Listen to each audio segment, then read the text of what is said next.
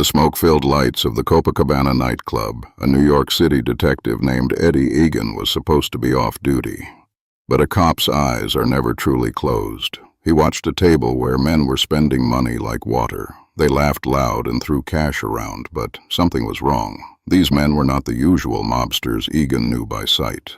They were different, smoother. A quiet suspicion began to grow in the detective's mind. This was not a local crew.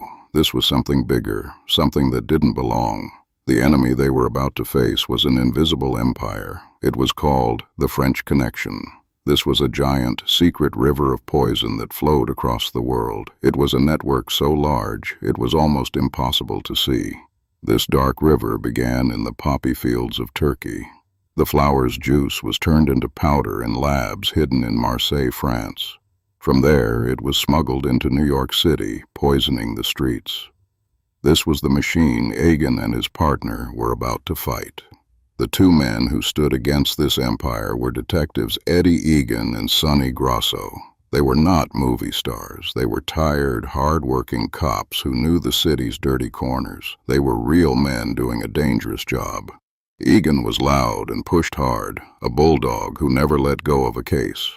Grosso was the opposite. He was quiet, a watcher who saw the small details others missed. Their greatest weapon was not a gun. It was their pure, dogged determination. Their work was not exciting. It was a slow, painful grind. The reality of their investigation was sitting in a cold, unmarked car for hours and hours. They ate bad food and drank bitter coffee, just watching. They followed the low-level spenders from the nightclub, day after day, night after night. They were hunting for a single thread they could pull, one small clue that would unravel the whole thing. This was the true nature of police work. It was not about high-speed chases. It was about patience. It was about outlasting the enemy, one freezing night at a time, waiting for that one mistake. Then, the first piece of the puzzle fell into place. The men they were following led them to a small, simple candy store. From the outside, it looked like any other shop.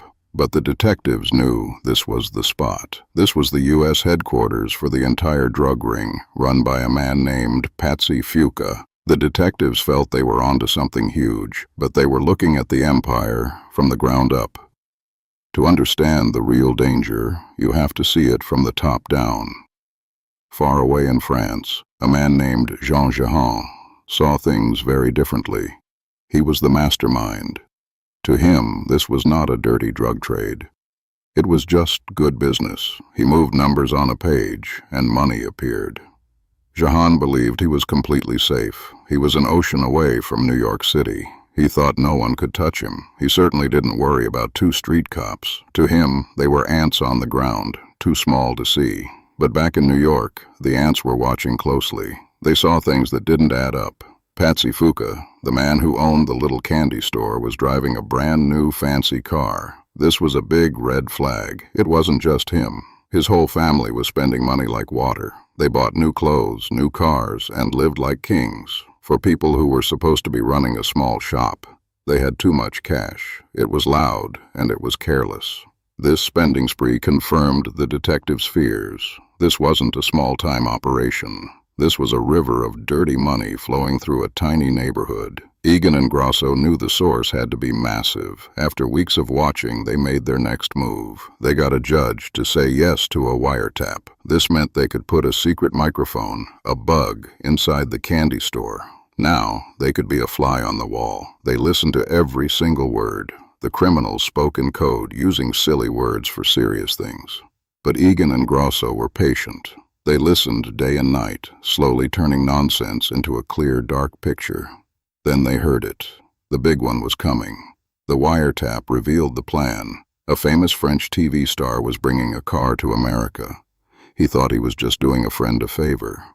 The detectives knew the truth. That car was not just a car. It was the secret box. Hidden inside was a fortune in drugs, enough to poison the whole city. This was their moment. The trap was about to be sprung. The big car finally arrived. It was a Lincoln Continental, just as the wiretap said. The criminals moved to pick it up, thinking their plan had worked. But Egan and Grosso were watching every move. With a small team, they began to follow the car through the streets of New York.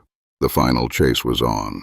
The pursuit was long and tense. The smugglers drove through crowded city blocks, trying to shake the tail. They were skilled. They knew the streets. But the two detectives were better. They had lived on these streets. They refused to let go, staying just behind, waiting for the right moment. Then they saw their opening. On a narrow street, they moved in.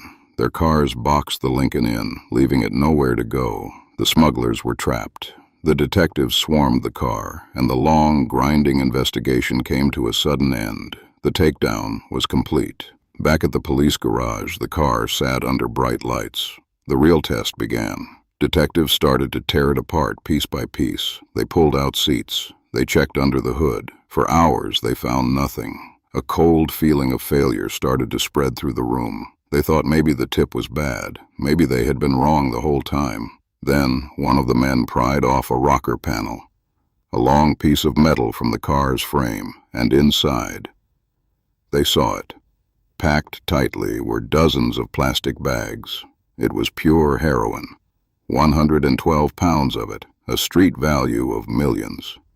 It was the biggest drug bust in history at the time. The shocking discovery proved their hunch was right all along. They had hit the jackpot. The criminals who were caught were sent to prison. They would not see the outside world again for many, many years. The arrests sent a shockwave through the organization. The leaders were exposed. Their power was broken. This single bust crippled the French Connection. Their main supply line into America was completely cut off. The flow of poison to the streets stopped. It was a massive law enforcement victory, a blow from which the network would never recover.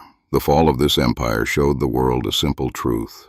No criminal network was too powerful to be brought down. It proved that the dogged determination of two cops, working day and night, could defeat a global machine. Their victory became a legend. The empire's fall was not a quiet thing. It was a massive, loud crash heard all over the world. This law enforcement victory was more than just a big drug bust. It was a message sent to every kingpin, every smuggler, every dealer. No one was untouchable, but victory has a price.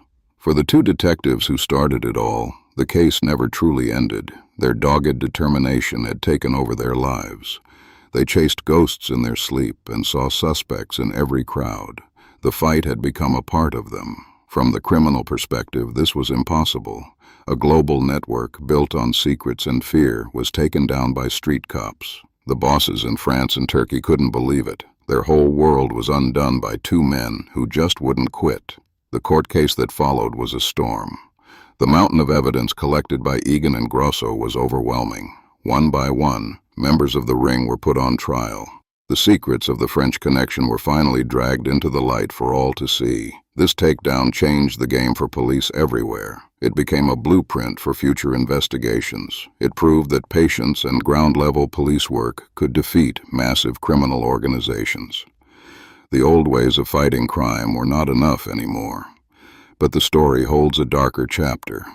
A huge amount of the seized heroin, worth millions, later vanished from the police property clerk's office.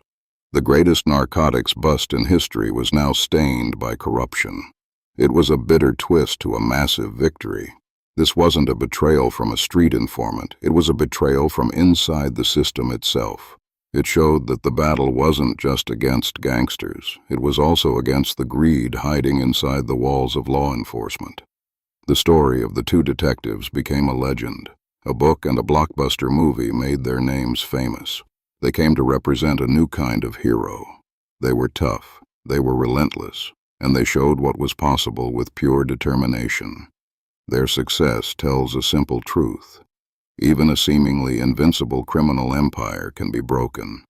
It can be taken apart, piece by people on the ground who pay attention. The key was their street-level perspective, seeing the things everyone else missed. The French Connection was finally severed, but the fight against the drug trade would go on. This massive victory, however, gave hope. It showed that against impossible odds, the dogged fight for justice could be won.